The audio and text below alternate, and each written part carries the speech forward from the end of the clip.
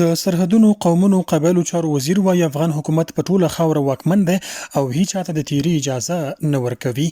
د سرحدونو قومونو قبایلو چارو وزیر مولا نور الله نوري په بدخشان کې ولسی غونډې ته ویلي دي چې افغان حکومت په ټوله خاوره واکمن دی او د نړۍ ځینې استخباراتي ډلې په بیلابیلو نومونو غواړي د افغانستان امنیت اخلال کړي.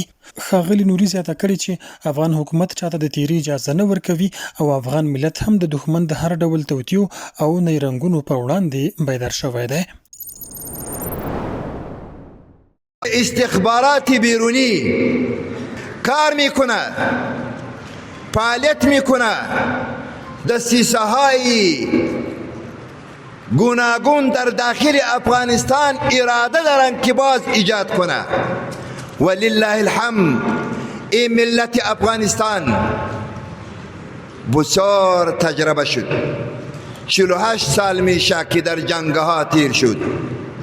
این ملت غیور، این ملت با شهامت، این ملت دین پرور باز دوکه نمیشه.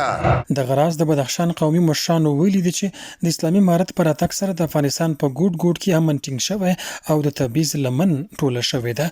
دوی څرګنده کړي چې د ملي یووالي او د اسلامي نظام د لا پیاوړتیا لپاره اړینه ده هیواد کې د وحشت او دهشت غوښتونکو د مخنیوي لپاره هیوادوال د خپلو مشرانو اطاعت وکړي.